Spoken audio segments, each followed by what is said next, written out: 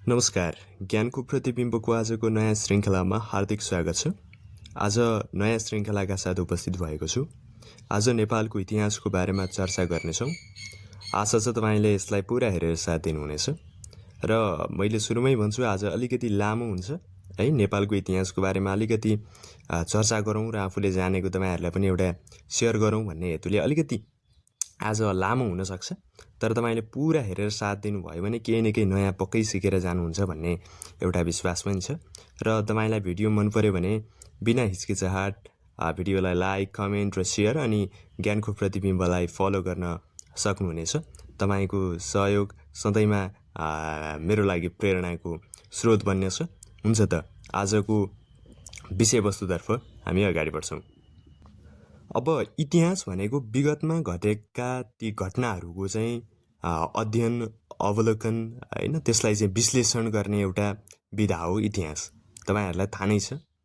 र यसले विगतमा घटेका घटनाहरूको वर्तमानमा विश्लेषण गर्छ। यानि कि हामीले इतिहास पढ्छौँ नि त होइन। इतिहास पढिरहँदाखेरि 1900 का राणाकालीन घटनाहरू अहिले पढिरहेका छौँ। अर्थात् विगतमा घटेका घटनाहरूलाई वर्तमानमा विश्लेषण गर्ने विधा भनेको इतिहास हो।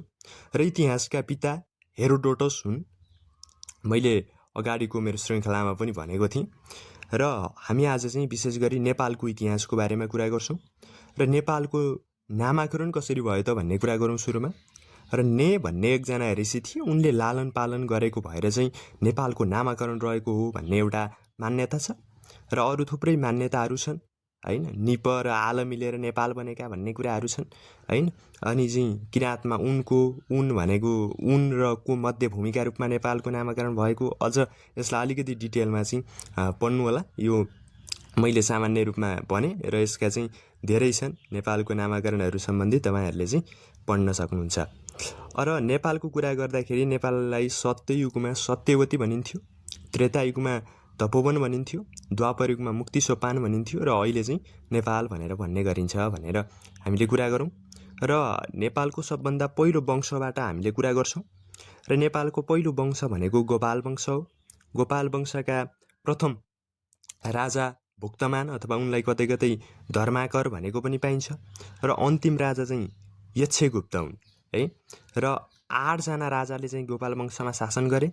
521 वर्षसम्म चाहिँ शासन गरेका थिए। र माता तीर्थमा चाहिँ उनीहरूको शासन केन्द्र रहेको थियो भन्ने कुराहरू चाहिँ तपाईँले बिर्सिनु भएन। र यिनीहरूको मुख्य पेसा चाहिँ गाई पालन थियो भनेर हामीले चाहिँ गोपाल वंशको बारेमा यसरी सम्झिनुपर्ने हुन्छ। तपाईँले यहाँ ख्याल गर्नुभयो होला, 521 वर्ष, 5, 2, 1 भनेको 5 + 2 = 7, 7 + 1 8 गरेर 8 जना राजाले चाहिँ शासन गरे। अर्थात् 521 वर्षबाट तपाईँले कतिजना राजाले शासन गरे भनेर चाहिँ यहीँबाट पत्ता लगाउन सकिन्छ भन्ने कुराहरू भयो। र यसरी चाहिँ हामीले गोपाल वंशको बारेमा यसरी बुझ्नुपर्ने हुन्छ। अब महिषपाल वंशको बारेमा कुरा गरौँ है। गोपाल भनेको गाई पाल्ने भने, महिषपाल भनेको चाहिँ भैँसी पाल्ने वंश है। अहिर वंश अथवा अभिर वंश भनेर पनि भनिन्छ यसलाई। र पहिलो राजा चाहिँ बरसिंह हुन्, दोस्रो राजा जयसिंह हुन् र तेस्रो राजा भुवनसिंह हुन्। र भुवनसिंह भनेका अभिर वंशका अन्तिम राजा पनि हुन्। र 3 जना राजाले चाहिँ शासन गरे। 111 वर्ष माता तीर्थलाई शासन केन्द्र बनाएर शासन गरेका थिए भनेर हामीले अभिर अथवा अहिर अथवा महिषपाल वंशको बारेमा पनि हामीले यसरी बुझ्नुपर्ने हुन्छ। अब किराँत वंशमा जाउँ। किराँत भन्दा बित्तिकै पूर्वको मान्छे भनेर बुझ्नु पर्यो। किराँतको अर्थ भनेको पूर्वको मान्छे हो। र किराँतको कुरा गरिरहँदाखेरि चाहिँ किराँत वंशको कुरा गरिरहँदा प्रथम राजा यलम्बर हुन्, अन्तिम राजा गस्ती हुन् र 1118 वर्ष शासन गरेका थिए किराँत वंशहरूले। अब यसमा चाहिँ फेरि कतै 1500 वर्ष, कतै 1118 वर्ष पाउनुहुन्छ। यो गोपाल वंशावली, राइट वंशावली, विभिन्न चाहिँ वंशावलीहरू छन्। त्यो वंशावली है, कर्कप्याट्रिक वंशावली लगायत विभिन्न वंशावली अनुसार चाहिँ त्यो केही हदसम्म फरक परेको चाहिँ हुनसक्छ है। ल अब चाहिँ किराँत वंशमा 1118 वर्ष 29 जना राजाले शासन गरे भनिन्छ। कतै कतै चाहिँ 29 वंशका चाहिँ 32 जना राजाले चाहिँ शासन गरे भनेर पनि भनेको चाहिँ पाइन्छ। जे भए पनि किराँत वंशको बारेमा हामीले चाहिँ अलिअलि यति कुरा चाहिँ ध्यानमा राखौँ। र त्यसपछि चाहिँ किराँत वंशको कुरा गर्दा प्रथम राजा यलम्बर हुन्, मैले भनिसकेँ। अन्तिम राजा गस्ती र 29 जना राजाले 1118 वर्ष शासन गरेका थिए। शासन केन्द्र चाहिँ शङ्खमूल र गोकर्णमा रहेको थियो। र अब किराँत एउटा धर्म पनि छ, त्यसको चाहिँ धर्मग्रन्थ मुन्दुम थियो। त्यो मुन्दुमबाट चाहिँ एउटा राज्य सञ्चालन गरिन्थ्यो त्यतिखेर। र किराँत धर्मको बारेमा हामीले यिनै कुराहरू बुझ्नुपर्छ। र अर्को कुरा चाहिँ छैटौँ राजा है, किराँतका छैटौँ राजा किराँत वंशका होमतीको पालामा किराँतधारी भगवान शिव र अर्जुन बिच चाहिँ युद्ध भएको थियो भनेर बुझ्नुपर्छ। र महाभारत युद्ध पनि भएको थियो भनेर कुरा गरौँ।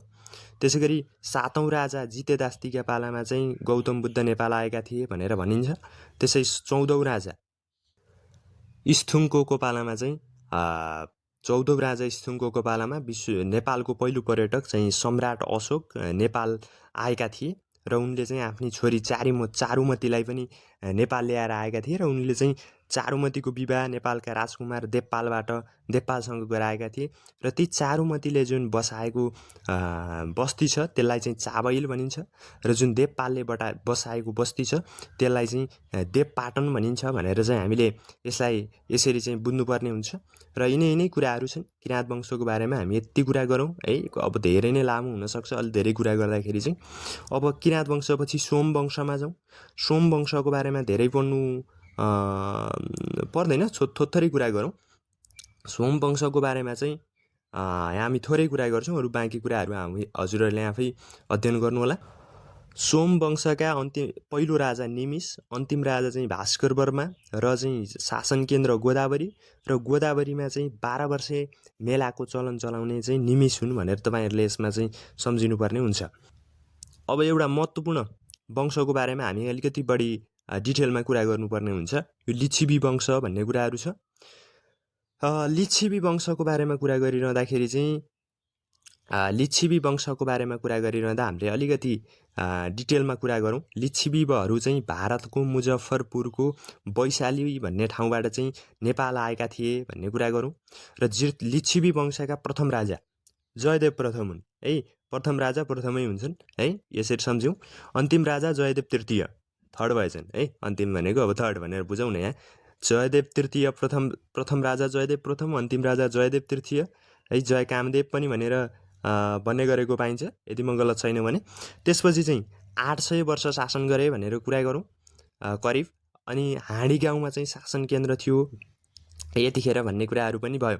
र अर्को बिर्सन नहुने कुरा भनेको नेपालको इतिहासको स्वर्ण युग भनेर चाहिँ लिच्छवी काललाई चिनिन्छ भन्ने कुराहरू चाहिँ हामीले यसमा बुझ्नुपर्ने हुन्छ। र लिच्छवी कालका केही राजाहरूको बारेमा थोरै हामीले पढ्नुपर्ने हुन्छ, जस्तो मानदेव। अब मानदेवको बारेमा मैले थोरै कुराहरू भन्छु। मानदेव भनेको नेपालको पहिलो प्रमाणिक राजा भनेका चाहिँ मानदेव हुन्। अगाडिसम्म हामीले जुन पढ्यौँ ती चाहिँ त्यति धेरै प्रमाणमा आएका कुराहरू थिएनन्। तर मानदेव भनेको चाहिँ एकदमै सप्रमाण चाहिँ नेपालका राजा थिए भनेर एउटा पत्ता लागेको थियो है। उनले चाहिँ के गरे भन्दा शिलालेखको स्थापना गरे। जुन शिलालेखको कारणले गर्दाखेरि नै के भयो त भन्दा पत्ता लगाउन अलिकति सजिलो भयो है। ल, मानदेवको कुराहरू भयो यो। र उनले चाहिँ चागुनारायण मन्दिरको निर्माण गरे। गोकर्णमा चाहिँ मानव बस्ती बसाउने काम गरे। र मानाङ्क नामक एउटा चाहिँ मुद्रा प्रचलनमा ल्याए मानदेवले होइन। र मानदेवले चाहिँ यिनै कामहरू गरेको पाइन्छ। र विक्रम सम्वत 521 देखि 562सम्म उनको चाहिँ शासन अवधि थियो भनेर हामीले चाहिँ सम्झिनुपर्ने हुन्छ। ल, अब त्यसपछि हामी अंशु वर्माको बारेमा पनि थोरै पढौँ। अंशु वर्मा भन्दा बित्तिकै एकदमै तपाईँले सुनिराखेको नाम हो, आदर्श शासक भनेर सुन्नुभयो होला होइन। र स्वर्ण युगको पनि स्वर्णकाल भनेर चाहिँ अंशु वर्माको शासनकाललाई चाहिँ चिन्ने गरिन्छ। र अंशु वर्मा भनेको एकदमै राम्रो राजा है। लिच्छवी कालको पनि एकदमै उत्कृष्ट राजाका रूपमा चाहिँ हामीले अंशु वर्मालाई लिने गरेका छौँ। र अंशु वर्माको कुरा गरिरहँदाखेरि उनको चाहिँ 16 वर्ष मात्रै उनले शासन चलाए है। विक्रम सम्वत 662 देखि 678सम्म अंशु वर्माको चाहिँ शासनकाल थियो। र अंशु वर्माको कुरा गरिरहँदाखेरि उनको बारेमा चाहिँ हामीले के बुझ्नु पर्यो भने बलम्बुमा उनले मानव बस्ती बसाए है। अंशु वर्माका कार्यका कुरा गरौँ थोरै। बलम्बुमा उनले मानव बस्ती बसाए। बालकको सालनाल काट्ने चलनको सुरुवात गरे। त्यसै गरी चाहिँ कैलाशकूट भवनको चाहिँ निर्माण गर्ने काम पनि उनले गरेका थिए। त्यसै गरी महाराज धिराज पदवी धारण गरेका थिए उनले। गुप्त सम्मतको चलन चलाएका थिए र अंशुवर्माले हिन्दू र बौद्ध दुवै धर्म मान्थे भन्ने कुराहरू छन्। शब्द विद्या ग्रन्थका चाहिँ उनी रचनाकार हुन् र पशुपतिनाथलाई चाहिँ राज्य मान्यता दिने राजाका रूपमा पनि हामीले अंशुवर्मालाई चिनिन्छ।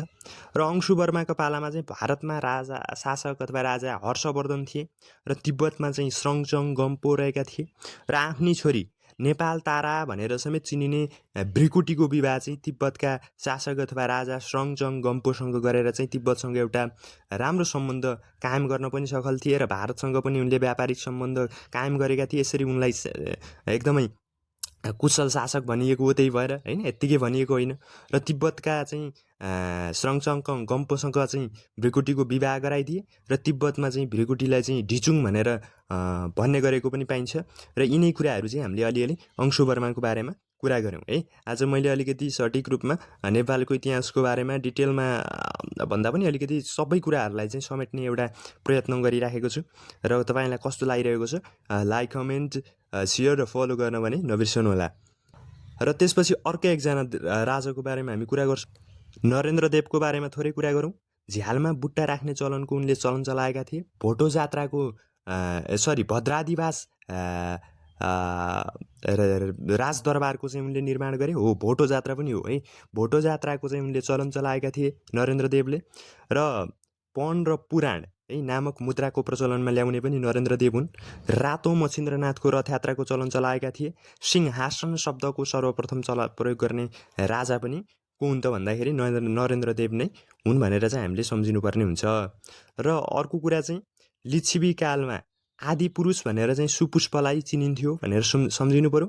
शान्तिश्री भनेर चाहिँ प्रचण्डदेवलाई चिनिन्थ्यो र पशुपतिनाथको निर्माण चाहिँ प्रचण्डदेवले नै गरेका थिए। शान्तिश्री भनेर समेत चिनिने प्रचण्डदेवले पशुपतिनाथको निर्माण गरे भन्ने कुराहरू तपाईँहरूले सम्झिने प्रयत्न गर्नुहोला है। ल यसरी चाहिँ हामीले नरेन्द्रदेवको बारेमा पनि यिनै कुराहरू पढ्छौँ।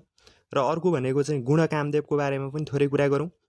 गुणकामदेव भनेको चाहिँ तपाईँको इन्द्र जात्रा, कृष्ण जात्रा, लाखे जात्राको चलन चलाउने, कान्तिपुरमा मानव बस्ती बसाउने राजाका रूपमा चाहिँ हामीले के भन्छौँ, गुणकामदेवलाई चिन्ने गरेका छौँ। अब लिच्छवी कालमा चाहिँ लाग्ने करको बारेमा कुरा गरौँ साथीहरू है। लिच्छवी कालमा लाग्ने करहरूको बारेमा कुरा गरौँ। लिच्छवी कालमा कृषिमा लाग्ने करलाई भाग कर भनिन्थ्यो। त्यसै गरी चाहिँ पशुपालनमा लाग्ने करलाई भोग कर भनिन्थ्यो र चाहिँ व्यापार वाणिज्यमा लाग्ने करलाई चाहिँ कर भनेर भनिन्थ्यो। र यो भाग, भोग र करलाई चाहिँ त्रिकर भनेर चाहिँ लिच्छवी कालमा बुझ्ने गरिन्थ्यो। सम्झिनु पर्यो है। लिच्छवी कालमा त्रिकर भनेर भाग, भोग र करलाई चिनिन्थ्यो। भाग कर भनेको चाहिँ कृषिमा लाग्ने कर हो, भोग कर भनेको पशुपालनमा लाग्ने कर हो र कर भनेको व्यापार तथा वाणिज्य क्षेत्रमा लाग्ने करलाई चाहिँ करै भनेर भन्ने गरिन्थ्यो लिच्छवी कालमा।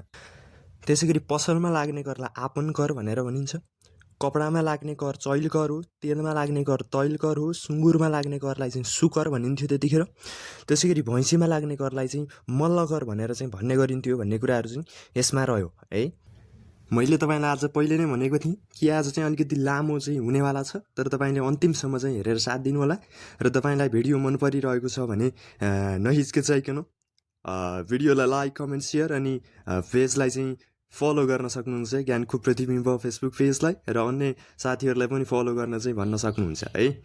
ल अब हामी चाहिँ लिच्छवी कालमा रहेको चाहिँ एउटा अड्डाहरू थिए लिच्छवी कालमा है। केही अड्डाहरूको बारेमा हामी कुरा गर्छौँ। कुथेर अड्डा भनेको चाहिँ राजस्व सङ्कलन गर्ने अड्डालाई चाहिँ हामी कुथेर अड्डा भनेर भन्थ्यौँ। मापचोक अड्डा भनेको विवाह, सम्बन्ध विच्छेद जस्ता कार्यहरू चाहिँ मापचोक अड्डाले गर्थ्यो है। त्यसपछि चाहिँ अर्को भनेको लिङ्गबल अड्डा थियो है। लिङ्गबल अड्डा भनेको यो बाटो कुलो निर्माण होइन, सरसफाइ जस्ता विभिन्न कार्यहरू छन् तिनीहरू चाहिँ लिङ्गबल अड्डाले गर्थ्यो। र सुल्ली भनेको सुन्नुभएको पनि होला, पञ्च अपराध सम्बन्धी हेर्ने अड्डालाई चाहिँ सुल्ली भनेर भनिन्थ्यो। पञ्च अपराधभित्र के पर्छन् त भन्नुहुन्छ भने चोरी, हत्या, परस्त्री हरण र त्यसै गरी राजद्रोह र अपराधलाई सघाउने है। चोरी, हत्या, परस्त्री हरण, राजद्रोह र अपराधलाई सघाउने कुरो ती पाँचवटा चाहिँ के हुन्छ भन्दा पञ्च अपराध थिए त्यतिखेर। र त्यो सम्बन्धी हेर्ने अड्डा चाहिँ कुन थियो भन्नुहुन्छ भने सुल्ली अड्डा थियो भनेर हामीले कुरा गर्छौँ।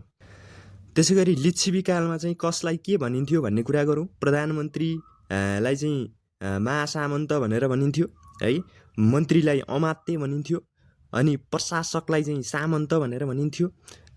त्यसै गरी प्रधान न्यायाधीशलाई चाहिँ त्यतिखेर महासर्वदण्ड नायक भनिन्थ्यो, न्यायाधीशलाई सर्वदण्ड नायक भनिन्थ्यो है।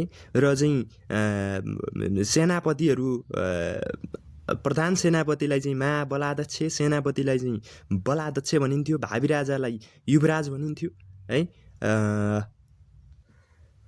यिनै छन्, अरू पनि के थिए है, मैले ठ्याक्क बिर्सेँ अहिले है। तपाईँहरूले अरू चाहिँ खोजेर अध्ययन गर्नु होला, मैले पनि यहाँ ठ्याक्क बिर्सेँ। अरू पनि थियो जस्तो समथिङ भट्टनायक, भट्ट, यिनीहरू पनि थियो है। सायद सेनाध्यक्षलाई भट्ट जस्तो लाग्छ मलाई, सेनाहरूलाई चाहिँ सेनाध्यक्षलाई भट्टनायक, सेनाहरूलाई भट्ट जस्तो लागेको छ होइन। यिनीहरू पनि छन् चाहिँ, तपाईँहरूले चाहिँ यसलाई हेर्नु होला है। थोरै म कन्फ्युजमा बिर्सेँ। र अब हामी चाहिँ अर्को वंशको बारेमा थोरै कुरा गरौँ जस्तो लाग्यो मलाई। अब चाहिँ मल्ल वंशको बारेमा थोरै कुरा गरौँ है। मल्ल वंश भनेको 13औँदेखि 17औँ शताब्दीसम्म चाहिँ शासन गरेको भारतको चाहिँ कुशीनगरबाट आएका भनेर चाहिँ हामीले बुझ्नुपर्ने हुन्छ। र प्रथम राजा चाहिँ अरिदेव मल्ल हुन्। र मल्ल वंशको बारेमा कुरा गरिरहँदा केही राजाहरूको बारेमा चाहिँ हामी कुरा गर्छौँ। नेपाल मण्डलेश्वर भनेर पनि चिनिने यक्ष मल्ल चाहिँ मल्ल वंशका एकजना राजा हुन्। र उनको पालासम्म चाहिँ के थियो भन्दाखेरि चाहिँ काठमाडौँ, भक्तपुर, ललितपुर एउटै थियो, अर्थात् नेपाल त्यतिखेर चाहिँ टुक्रिएको थिएन। तर उनले चाहिँ आफ्ना भाइहरूलाई, आफ्ना छोराहरूलाई चाहिँ बाँड्नका लागि चाहिँ के गरे त भन्दाखेरि चाहिँ एउटा चाहिँ टुक्राइदिए है। र उनी हुँदासम्म चाहिँ टुक्रिएको थिएन, अर्थात् काठमाडौँ, भक्तपुर, ललितपुर चाहिँ कसको पालामा टुक्रो भन्नुहुन्छ भने यक्ष मल्लको पालामा चाहिँ टुक्रिएको थियो भनेर कुरा गर्नु पर्यो। र पशुपतिमा चाहिँ भट्ट पुजारी राख्ने चलन चलाएका थिए। कसले चलाएका थिए त भन्दाखेरि चाहिँ यक्ष मल्लले चलाएर पहिलो भट्ट पुजारी चाहिँ स्वामी शेखरानन्द हुन् है। र चाहिँ नेपाल टुक्रिसकेपछि कान्तिपुरका प्रथम राजा चाहिँ को हुन् त भन्नुहुन्छ भने रत्नमल्ल हुन् है। र त्यसपछि चाहिँ रणमल्ल भनेको चाहिँ तपाईँको पाटनका हुन् प्रथम राजा। र रायमल्ल भनेको चाहिँ भक्तपुरका प्रथम राजा हुन्। र कान्तिपुरका अन्तिम राजा चाहिँ जयप्रकाश मल्ल हुन्। र पाटनका अन्तिम राजा चाहिँ तेजनरसिंह मल्ल हुन्। र भक्तपुरका अन्तिम राजा चाहिँ रणजित मल्ल हुन् भनेर हामीले चाहिँ कुरा गर्नुपर्छ। एक्चुअली फेरि मैले भने पाटनका चाहिँ काठमाडौँका, कान्तिपुरका जुन नेपाल टुक्रिसके पश्चात चाहिँ त्यो कान्तिपुरका पहिलो राजा रत्नमल्ल, अन्तिम राजा को त भन्नुहुन्छ भने जयप्रकाश मल्ल। त्यसरी पाटनका चाहिँ पहिलो राजा चाहिँ तपाईँको रणमल्ल, र अन्तिम राजा चाहिँ तेजनरसिंह मल्ल। र भक्तपुरको चाहिँ प्रथम राजा चाहिँ रायमल्ल हुन्। र अन्तिम राजा चाहिँ रणजित मल्ल है। यसरी तपाईँले यसलाई चाहिँ सम्झिनु पर्यो। र रत्नमल्लले चाहिँ के गरे भन्दा तामाको मुद्राको प्रचलन ल्याउने चाहिँ को हुन् त रत्नमल्ल हुन्। अनि रणजित मल्ल जुन भक्तपुरको अन्तिम राजा, उनले चाहिँ के गरे, झ्यालमा चाहिँ रङ्गीन सिसा राख्ने चलन चलाउने चाहिँ रणजित मल्ल हुन्। झ्यालमा बुट्टा राख्ने चलन नरेन्द्रदेवले चलाएका थिए। र झ्यालमा चाहिँ रङ्गीन सिसा राख्ने चलन चलाउने को हुन् त भन्दाखेरि चाहिँ रणजित मल्ल है। रणजित मल्लले चाहिँ झ्यालमा रङ्गीन बुट्टा राख्ने चलन चाहिँ चलाएका थिए भनेर हामीले सम्झिनु पर्यो। ल अब अर्को एकजना राजाको बारेमा कुरा गरौँ, जयस्थिति मल्ल है। सामाजिक सुधारक राजा भनेर भनिन्छ। र उनले चाहिँ 4 जात 18 वर्णमा चाहिँ नेपाललाई विभाजन गरेका थिए। र उनले जग्गालाई चाहिँ अब्बल, दोयम, सिम र चाहार गरेर 4 भागमा बाँडेका थिए। र उनी मानव न्यायशास्त्रका लेखक पनि हुन्। र उनी चाहिँ अपराधीलाई आर्थिक दण्ड दिने चलनको सुरुवात पनि उनले गरेका थिए। र व्यावसायिक शिक्षाको सुरुवात पनि कसले गरे त भन्दाखेरि जयस्थिति मल्लले गरेका थिए भनेर चाहिँ बुझ्नु पर्यो है। ल जयस्थिति मल्ल चाहिँ सामाजिक सुधारक राजा हुन्। र जग्गालाई अब्बल, दोयम, सिम र चाहार गरेर चाहिँ 4 भागमा बाँडेका थिए। आर्थिक दण्ड दिने चलन चलाए। मानव न्यायशास्त्रका लेखक हुन्। व्यावसायिक शिक्षाको सुरुवात गरे है। अपराधीलाई आर्थिक दण्ड दिने चलन चलाए। यो सबै कसले गरे त भन्नुहुन्छ भने जयस्थिति मल्लले चाहिँ गरे। 4 जात 18 वर्णमा चाहिँ बाँडे नेपाललाई होइन। यी कुराहरू चाहिँ तपाईँले जयस्थिति मल्लको बारेमा चाहिँ सम्झिनु पर्यो है। अब अर्को प्रताप मल्लको बारेमा पनि थोरै कुरा गरौँ। प्रताप मल्लको बारेमा चाहिँ थोरै कुरा गर्दाखेरि चाहिँ हामीले के बुझ्नु पर्यो भन्नुहुन्छ भने प्रताप मल्लको बारेमा चाहिँ मल्ल वंशकै शक्तिशाली राजा आफ्नै बुबा लक्ष्मीनरसिंह मल्ल है, जुनलाई चाहिँ नेपालका बौला राजा भनेर पनि चिनिन्छ, लक्ष्मीनरसिंह मल्ल, आफ्नै बुबा लक्ष्मीनरसिंह मल्ललाई चाहिँ कैदमा राखेर आफू राजा हुने मल्ल वंशकै शक्तिशाली राजा प्रताप मल्ल हुन् र उनी चाहिँ 15 भाषाका ज्ञाता थिए भनेर भन्ने गरिन्थ्यो।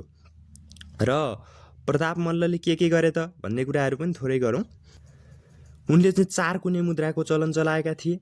गाई जात्रा र सेतो मच्छिन्द्रनाथको चाहिँ रथ यात्राको चलन चलाएका थिए। सर्वप्रथम दूरबीन प्रयोग गर्ने राजा हुन् प्रताप मल्ल। रानी पोखरीको निर्माण गरे सन् 1700 विक्रम सम्वत 1727मा रानी पोखरीको चाहिँ निर्माण गरे उनले। त्यसै गरी चाहिँ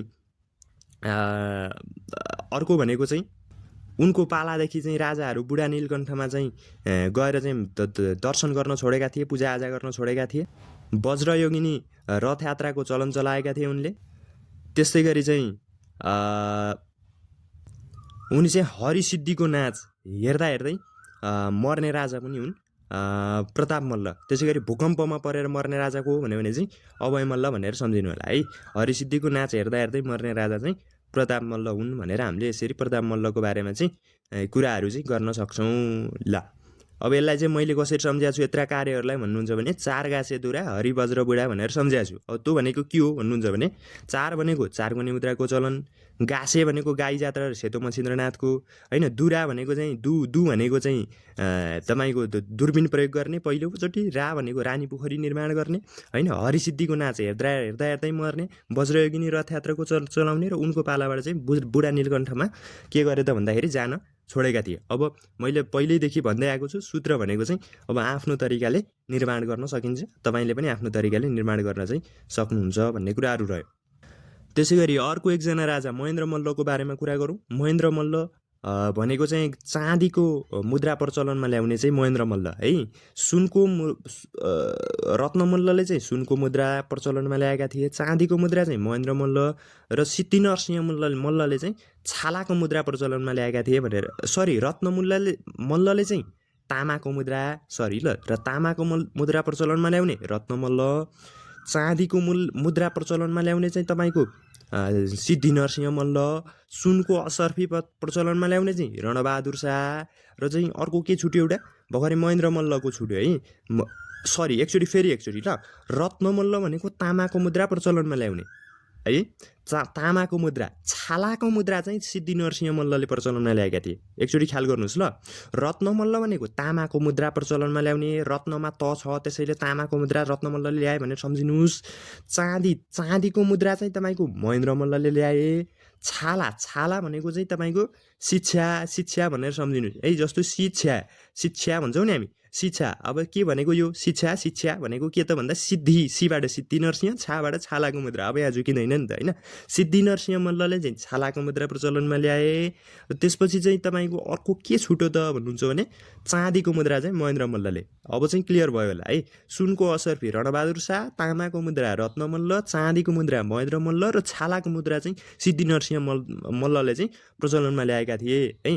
र प्रजाले खाना खाएपछि मात्र खाना खाने राजा भनेर चाहिँ हामीले महेन्द्र मल्ललाई चाहिँ चिन्ने गरिन्छ। यिनै कुराहरू छन् है।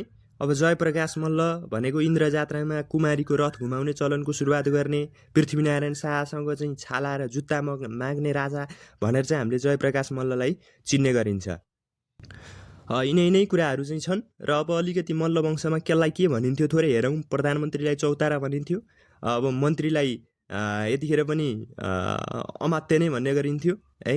र तपाईको चाहिँ सिक्का छाप्ने व्यक्तिलाई चाहिँ टक्सारी भनेर भनिन्थ्यो। र चाहिँ देशभरि भ्रमण गरेर न्याय दिनेलाई खरिदार भनिन्थ्यो। दौडा टोलीको प्रमुखलाई छरिदार भनिन्थ्यो है। यिनै कुराहरू छन्। तपाईहरुले थप कुराहरू चाहिँ अध्ययन गर्न सक्नुहुन्छ। अब हामी चाहिँ शाह वंशको बारेमा कुरा गरौँ। अब गोर्खा राज्यको स्थापना चाहिँ कहिले भएको थियो भन्नुहुन्छ भने विक्रम सम्वत 1616 भदौ 25 गते चाहिँ के भयो त भन्दा गोर्खा राज्यको चाहिँ स्थापना भयो।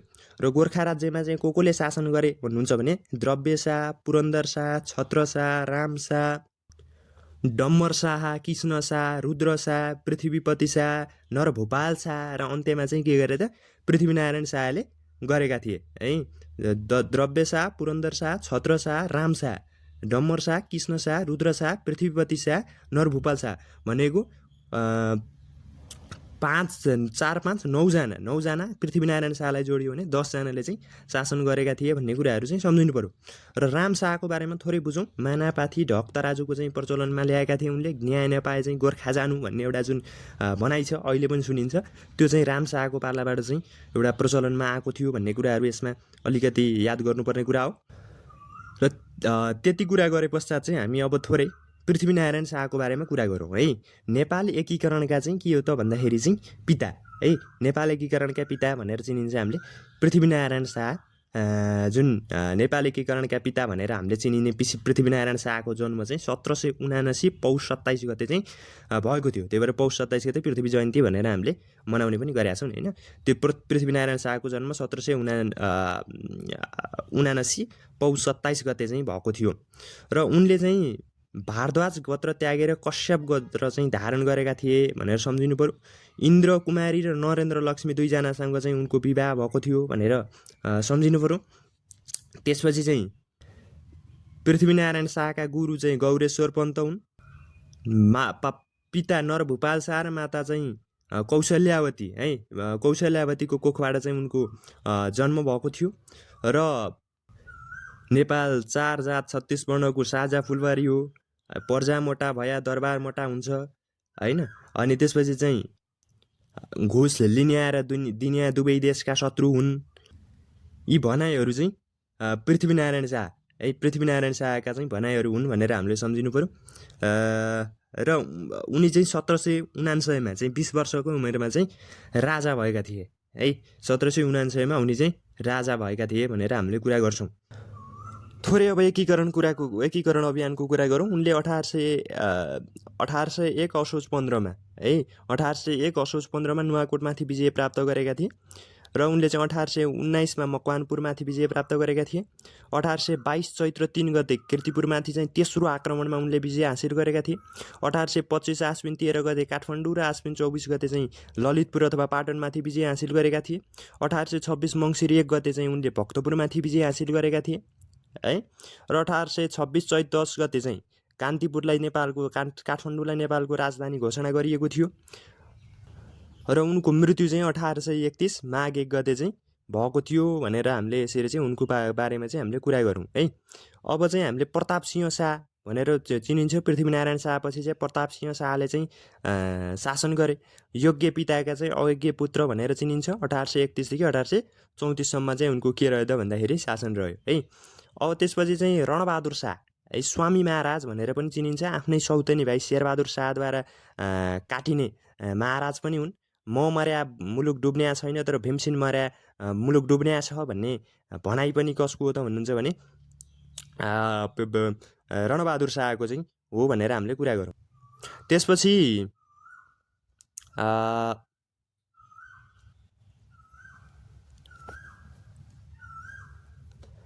गिबड युद्ध विक्रम शाह र उनी गिबड युद्ध विक्रम शाह चाहिँ सबैभन्दा सानो उमेरमा राजा हुने है, शाहवंशीय राजा हुन् उनी। उनी चाहिँ 1.5 महिनातिर राजा भएका थिए।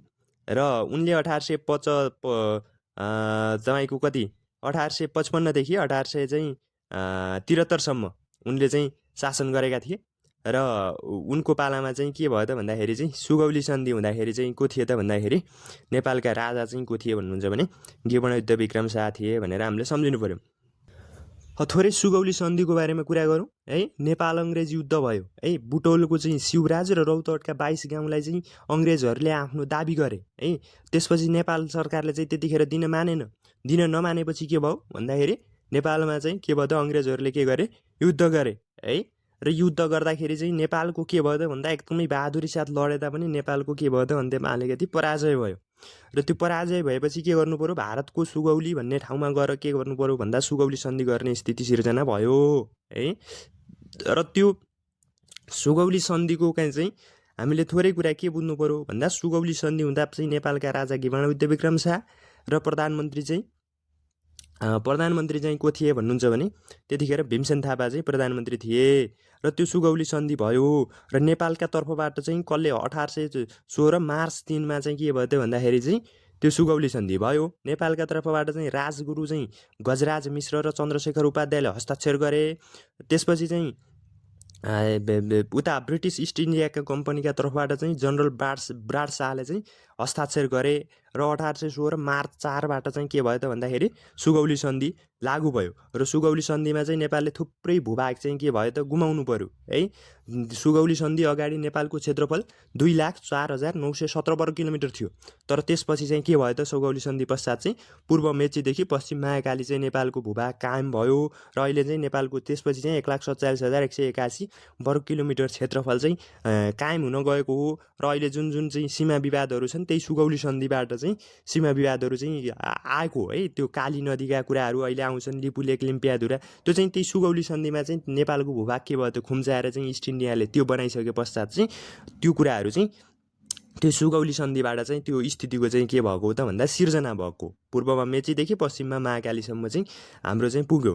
पहिला बृहत नेपाल हुँदाखेरि चाहिँ पूर्व टिस्टादेखि काँगडासम्म चाहिँ त्यो हाम्रो क्षेत्रफल कति थियो त भन्नुहुन्छ भने साथीहरू 2,67,575 है त्यति थियो। तर पछि घट्दै घट्दै घट्दै घट्दै अहिले 1,47,181सम्म चाहिँ आइपुगेको छ। त्यसरी 1814देखि जुन 1816सम्म चाहिँ नेपालको एउटा अङ्ग्रेज युद्ध भयो, नेपालको हार भयो। त्यसपछि चाहिँ नेपालको तर्फबाट के अरे चाहिँ त्यो सुगौली सन्धिमा चाहिँ के गर्नु पर्यो त हस्ताक्षर गर्नु पर्यो। नेपालले चाहिँ धेरै भूभाग चाहिँ त्यतिखेर गुमायो। चन्द्रशेखर उपाध्याय र गजराज मिश्रले हस्ताक्षर गरे।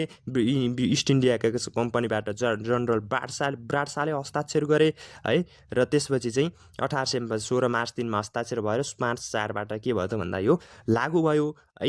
र त्यसपछि चाहिँ नेपालको अहिले पूर्वमा मेचीदेखि पश्चिममा महाकालीसम्म छ।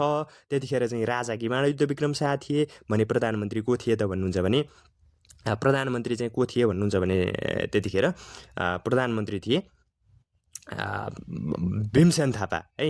नेपालको पहिलो प्रधानमन्त्री भनेर पनि भीमसेन थापालाई चाहिँ चिन्ने गरिन्छ भनेर हामीले यहाँनिर चाहिँ यही कुराहरू गरौँ है। ल सुगौली सन्धिको बारेमा चाहिँ यिनै कुराहरू भयो। र भीमसेन थापाको थोरै कुरा गर्दाखेरि उनले चाहिँ 1832मा चाहिँ जन्मिए है। 1896मा उनको मृत्यु भयो। नेपालको चाहिँ उनी पहिलो प्रधानमन्त्री हुन् र उनी बग्गी चढ्ने पहिलो व्यक्ति पनि हुन् है। र उनले सुनधारा होइन, त्यसपछि छाउनी अनि धराराको चाहिँ निर्माण गरे। मगर जातिमा छोरी बेच्ने प्रथाहरूको चाहिँ उनले अन्त्य गरे है। 1861मा चाहिँ उनीहरू मुक्तियारी भए। ल उनले चाहिँ राजधानीको व्यवस्था गरे होइन। यी कुराहरू चाहिँ तपाईँहरूले सम्झिनुपर्ने हुन्छ। ल यी कुराहरू चाहिँ थोरै भीमसेन थापाको बारेमा पनि मैले कुरा गरेँ। अब राजा राजेन्द्रको बारेमा चाहिँ हामीले कुरा गरौँ। राजा राजेन्द्र है, श्रीमाच लेख्ने चलन चाहिँ यही राजा राजेन्द्रको बेलाबाट सुरु भएको र त्यसपछि चाहिँ आफू पनाती हुने बेरसम्म पनाती राजा भएको देख्ने राजा चाहिँ को हुन् त भन्दाखेरि चाहिँ श्रीमाच राजेन्द्र हुन्। आफू पनाती भएको आफ्नो पनाती राजा भएको समेत देख्ने राजा चाहिँ श्रीमाच राजेन्द्र हुन्। र उनको पालामा चाहिँ कोत पर्व, भण्डारखाल पर्वहरू जुन पर्व भएको थियो त्यो पनि श्रीमाच राजेन्द्रको पालामा भण्डारखाल पर्व, अलौ पर्व हुँदाखेरि पनि को थिए त भन्दा राजा श्रीमाच राजेन्द्र थिए भनेर हामीले चाहिँ सम्झिनु पर्यो है। कोत पर्वको बारेमा कुरा गरिरहँदाखेरि चाहिँ के भयो त भन्दाखेरि चाहिँ कोत पर्व चाहिँ 1903 साल आश्विन 2 गते भएको थियो कोत पर्व। र चाहिँ गगन सिंहको हत्या र पत्ता लगाउनका लागि चाहिँ के भयो त भन्दाखेरि कोत पर्व भयो। र त्यो कोत पर्वमा चाहिँ 400जना चाहिँ व्यक्ति चाहिँ मारिए। र कोत पर्वमा सर्वप्रथम मारिने व्यक्ति चाहिँ अभिमान सिंह बस्नेत चाहिँ सर्वप्रथम मारिएका थिए भनेर हामीले चाहिँ कुरा गर्नु पर्यो। 1903 आश्विन 2 गते बसन्तपुर क्षेत्रमा चाहिँ गगन सिंहको हत्या र पत्ता लगाउनका लागि कोत पर्व हुँदाखेरि चाहिँ 400जना व्यक्तिहरू चाहिँ मारिएका थिए भनेर हामीले चाहिँ यसमा यी कुराहरू थोरै सम्झिनुपर्ने हुन्छ। सर्वप्रथम मारिने व्यक्ति चाहिँ अभिमान सिंह बस्नेत हुन्। र त्यसपछि त्यतिखेर जङ्गबहादुरले चाहिँ दलबल ल्याएर जुन 400जना व्यक्ति मारे त्यो गगन सिंहको हत्या र पत्ता लगाउनका लागि रानीले चाहिँ जङ्गबहादुरलाई दिइसके पश्चात चाहिँ जुन हिसाबले त्यहाँ हत्या भयो त्यसपछि चाहिँ होइन यो चाहिँ गगन सिंहको हत्यारा चाहिँ पत्ता लगाउनका लागि जुन युद्ध भइसकेपछि एउटा भनौँ न त्यो धेरै व्यक्तिको मृत्यु भइसकेपछि अब यो चाहिँ जङ्गबहादुरलाई नै हत्या गर्नुपर्छ, यत्रो जनाको हत्या गर्यो भनेर चाहिँ जङ्गबहादुरको हत्या गर्नका लागि चाहिँ के भयो त भन्दाखेरि 1903 कार्तिक 12 गते चाहिँ जङ्गबहादुरको हत्या गर्नका लागि के गरियो, भण्डारखाल पर्व चाहिँ आयोजना गरियो। जङ्गबहादुरलाई चाहिँ बोलाएर चाहिँ भोजन गराउने, भोजनमा चाहिँ विष सेवन गराएर चाहिँ मार्ने भन्ने चाहिँ एउटा योजना बनाएर चाहिँ जुन भण्डारखाल पर्वको चाहिँ आयोजना गरिएको थियो र चाहिँ पण्डित विजय राज र चाहिँ दासी पुतली मैयाले यसको चाहिँ के गरे त भन्दाखेरि पोल खोलिदिएपछि चाहिँ के भयो त भन्दाखेरि चाहिँ जङ्गबहादुरलाई लिन चाहिँ वीरध्वज बस्नेत गएका थिए र उनले चाहिँ मलाई मार्ने योजना बनाउने भनेर चाहिँ वीरध्वज बस्नेत चाहिँ त्यही बाटैमा छप्काइदिए होइन। अनि त्यसपछि चाहिँ के भयो त वीरध्वज बस्नेत चाहिँ अभिमान सिंह बस्नेत जुन कोत पर्वमा मारिएका थिए उनका छोरा हुन् है र उनलाई चाहिँ त्यही बाटैमा छप्काइसके पश्चात चाहिँ उनलाई थाहा भएपछि चाहिँ के भयो त भन्दाखेरि फेरि चाहिँ के भयो त जङ्गबहादुरले पुरै दलबल ल्याएर चाहिँ 23 जनाको चाहिँ त्यहाँ के भयो हत्या भयो भनिन्छ र यो बस्नेतहरूको मात्रै हत्या भएको भएर यसलाई चाहिँ बस्नेत पर्व पनि भनेर भन्ने गरिएको छ भनेर हामीले चाहिँ यो भण्डारखाल पर्वको बारेमा चाहिँ हामीले के गर्नुपर्छ भन्दाखेरि चाहिँ कुरा गर्नुपर्ने चाहिँ हुन्छ। र त्यसपछि राजेन्द्र चाहिँ भारततिर भागेका कुराहरू छन् है, ती कुराहरू चाहिँ हजुरहरूले अध्ययन गर्नुहोला। र चाहिँ यी कुराहरू चाहिँ भण्डारखाल पर्वमा आउँछ। 1903 कार्तिक 12 गते चाहिँ जङ्गबहादुरको हत्या गर्नका लागि भएको भण्डारखाल पर्वमा चाहिँ उल्टो जङ्गबहादुरले चाहिँ 23 जना बस्नेतहरूको हत्या गरे र 23 जना बस्नेतको हत्या गरेको भएर बस्नेतहरू मात्रै मारिएको भएर यसलाई चाहिँ के भनियो, बस्नेत पर्व भनेर भनियो। पहिलो सर्वप्रथम मारिने चाहिँ भण्डारखाल पर्वमा चाहिँ वीरध्वज बस्नेत हुन् भनेर हामीले सम्झिनुपर्ने हुन्छ। तपाईहरुलाई भिडियो मन परिरहेको छ भने बिना हिचकिचाहट लाइक, कमेन्ट, शेयर गर्न सक्नुहुन्छ र ज्ञानको प्रतिबिम्ब फेसबुक पेजलाई फलो गर्न सक्नुहुनेछ। र आज हामी इतिहासको बारेमा अध्ययन गरिरहेका छौँ र अलिकति भिडियो लामो हुन्छ भनेर मैले अगाडि नै भनिरहेको छु। तपाईले धैर्यताका साथ हेर्नुभएको छ, यसको लागि धेरै धेरै धन्यवाद छ। र अझै पनि हामीसँग केही जानकारीहरू बाँकी नै छन्, तपाईले अन्त्यसम्म हेरेर साथ दिनुहुनेछ भन्ने एउटा विश्वास पनि छ। र अब चाहिँ हामी राजेन्द्रको बारेमा कुरा गर्दै थियौँ। राजेन्द्र चाहिँ पनाती राजा हुँदाहुँदै पनाती राजा भएको देख्ने राजा 5 श्री 5 लेख्न थालिएकोदेखि लिएर हामीले चाहिँ यो पर्वहरूको चाहिँ हुँदाखेरि पनि उनी नै थिए। कोत पर्व, भण्डारखाल पर्वमा चाहिँ राजेन्द्र थिए भन्ने कुराहरू गरेका थियौँ। र अर्को कुरा भनेको तपाईँलाई आउन सक्छ, कोत पर्व हुँदाखेरि नेपालका प्रधानमन्त्री को थिए भन्यो भने फतेजङ शाह हो है। फतेजङ शाह चाहिँ 1903 असोज 2 गते चाहिँ गगन सिंहको हत्या पत्ता लगाउनका लागि कोत पर्व भएको थियो। राजा राजेन्द्र थिए त्यतिखेर। त्यसपछि प्रधानमन्त्री चाहिँ फतेजङ शाह थिए। उनको पालामा चाहिँ के भएको थियो त भन्दाखेरि कोत पर्व हुँदाखेरि 400 जना मारिए, अभिमान सिंह बस्नेत चाहिँ सर्वप्रथम मारिएका थिए भन्ने कुराहरू मैले अगाडि नै गरेँ। त्यो कुरा चाहिँ थोरै मैले बिर्सेको रहेछु भन्ने बेलामा त्यसलाई पनि मैले थोरै सम्झाएँ। ती कुराहरू पर्व हुँदा राजेन्द्र थिए भन्ने कुराहरू गऱ्यौँ। अब राजेन्द्र पश्चात चाहिँ हामी कहाँ जान्छौँ त, सुरेन्द्रतिर जान्छौँ है।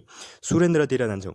सुरेन्द्र भनेको 1904 देखि 1938 सम्म शासन सञ्चालन गरेका थिए र उनको चाहिँ नेपालका चाहिँ एकदम सन्की राजा भनेर चाहिँ भन्ने गरिन्थ्यो। र उनको पालामा चाहिँ के थियो, राणा शासनको के भयो त भन्दाखेरि सुरुवात भएको थियो भनेर हामीले सुरेन्द्रको बारेमा कुरा गर्छौँ। अहिले हामी चाहिँ राणा शासनकालको जङ्गबहादुरले के गरे होइन, रणदीपले के गरे, तपाईँको चाहिँ वीर शमशेरले के गरे, चन्द्र शमशेरले के गरे, देव शमशेरले के गरे, चन्द्र शमशेरले के गरे, यी कुराहरू अलिकति पछाडि गर्छौँ। पहिला हामीले राजाको क्रम सक्छौँ, त्यसपछि चाहिँ हामी राणा शासनतिर अलिकति फर्किन्छौँ है।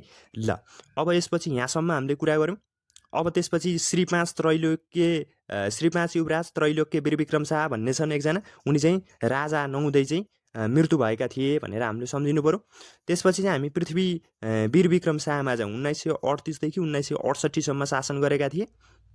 त्यसपछि पृथ्वी वीरविक्रम शाह पछाडि चाहिँ 1968 देखि 2011 सम्म राजा त्रिभुवनले शासन गरेका थिए है। जनताका राजा भनेर पनि चिनिन्छ, राष्ट्रपिता भनेर पनि चिनिन्छ।